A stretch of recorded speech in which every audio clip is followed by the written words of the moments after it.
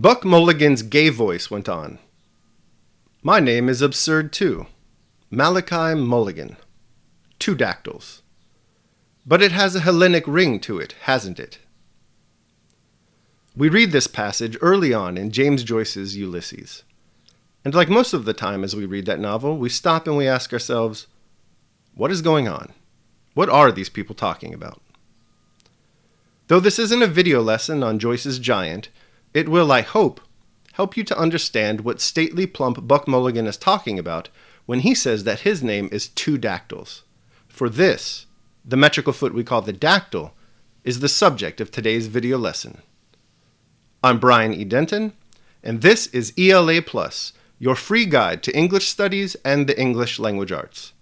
Welcome. The first thing we're going to do in this video lesson is define the term dactyl. After that, we'll talk a little bit about the phonaesthetics of the dactyl, particularly dactylic rhythm. That is, we're going to learn about how dactyls tend to be enjoyed by the human ear. Then, in order to get a better understanding of these phonaesthetics, we'll read together a stanza from the great dactylic epic poem by Henry Wadsworth Longfellow called Evangeline. And then, just to show you what dactyls look like, we'll scan the first line of this poem. Finally, we'll conclude with some comprehension questions. Okay, so over in the box we have 4 definitions of the term dactyl.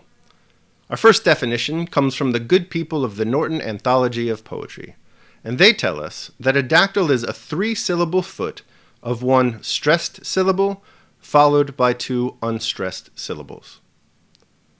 Next up, we have a poetry handbook written by Mary Oliver, and she has it that a dactyl is, quote, a heavy stress followed by 2 light stresses.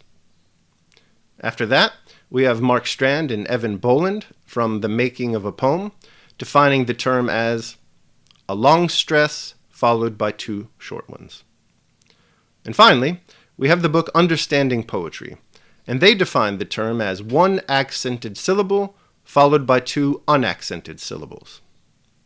From these definitions, we gather that a dactyl is a metrical foot, a dactyl has 3 syllables, and a dactyl follows the pattern of stressed syllable, unstressed syllable, unstressed syllable. Therefore, ELA Plus would define the dactyl as a 3-syllable foot consisting of 1 stressed syllable followed by 2 unstressed syllables. And note here that the dactyl, like the trochee, is considered a falling foot because its final syllable is unstressed.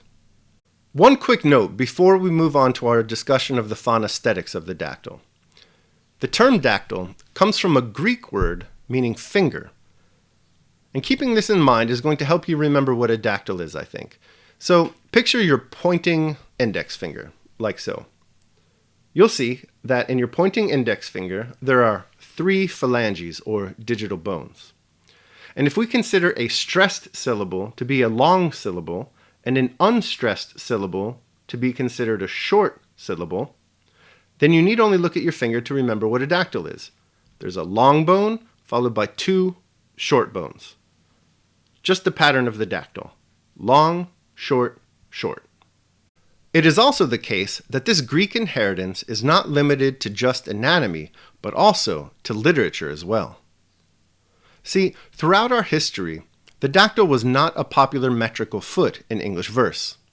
In fact, in Samuel Johnson's 1775 Dictionary of the English Language, he doesn't even include an entry for the term. Neither does Thomas Jefferson write about it in his Thoughts on English Prosody.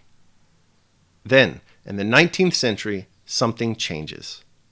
It's then that poets start to look to the dactyl when they're composing their poems, particularly their long poems and their epic poems. Here, for instance, we have English Romantic poet Robert Southey writing about his innovative use of dactylic hexameter in his long poem, A Vision of Judgment. Here's how Southey introduces his readers to dactylic verse. Having long been of opinion that an English meter might be constructed in imitation of the ancient hexameter, which would be perfectly consistent with our language, and capable of great richness, variety, and strength, I have now made the experiment. The ancient hexameter that Southey is writing about is dactylic hexameter. This is the meter that the ancient epic poets wrote in. So if you were to read in the original languages poems such as the Iliad, the Odyssey, or the Aeneid, these would be written in dactylic hexameter. And this, in English, is where the phonaesthetics of the dactyl derive from. Just like those epic poems, dactylic verse in English tends to be imposing and potent and august. Generally speaking, English dactylic verse tends to have a propulsive tone to it, a sense of movement and momentum. This way it kind of reflects its ancient epic inheritance. It's for this reason that for the most part, though not exclusively, when you read dactylic verse in English, it's mostly going to be found in long poems or narrative poems. That is, poems with action. Perhaps the most famous instance of dactylic verse in English is found in Henry Wadsworth Longfellow's epic poem, Evangeline. So let's go ahead and read the first stanza of that poem in order to get a better understanding of the phonaesthetics that we're talking about here. This is the forest primeval, but where are the hearts that beneath it leaped like the roe, when he hears in the woodland the voice of the huntsman? Where is the thatch-roofed village, the home of Acadian farmers? Men whose lives glided on like rivers that water the woodlands, darkened by shadows of the earth, but reflecting an image of heaven. Waste are those pleasant farms, and the farmers forever departed, scattered like dust and leaves, when the mighty blasts of October seize them, and whirl them aloft, and sprinkle them far over the ocean. Naught but tradition remains of the beautiful village of Grand Prix. So that should give you an idea of the kind of rolling, propulsive phonaesthetics associated with dactylic verse. So what we'll do now is we'll scan the first line of this poem in order to see what dactyls look like in action. So over here in the box, we have the first line of this poem scanned. Do you see what makes most of the feet in this line dactylic? Remember our definition. A dactyl is a 3-syllable foot consisting of one stressed syllable followed by 2 unstressed syllables. Notice how I said that most of this line is dactylic. As you can see, not every foot in this line is a dactyl. In fact, of the 6 feet, only the first 5 are dactyls. The concluding foot is a trochee. This is called trochaic substitution. Trochaic substitution is when a poet substitutes in a trochee where we would expect a different metrical foot. It's actually quite common, trochaic substitution, particularly with dactylic poetry. And when you do encounter it, the substitution is either going to appear at the beginning of the line or the end of the line. And the reason for this is simple. The reason is that the ear assimilates this metrical anomaly more easily either at the beginning of the line or the end of the line, but not so easily in the middle. And that brings us to the end of our video lesson on the dactyl. The first thing we did in this video lesson is define the term. Then we talked for a little bit about its phonaesthetics.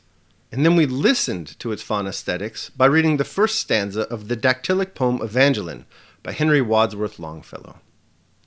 All this should be enough to teach you that a dactyl is a 3-syllable foot consisting of one stressed syllable followed by 2 unstressed syllables. But just to see if in fact you did learn this, let's now turn our attention to some comprehension questions. Number 1. What is a dactyl? Number 2. What are the phonaesthetics of dactylic verse? Number 3. What type of poems usually employ dactylic meter? Number 4. What is a falling foot? And number 5. What is trochaic substitution? And that concludes our video lesson on the dactyl. I hope you enjoyed it. If you did, please consider liking the video and sharing it with friends or even your English teacher. Also, consider subscribing to the channel.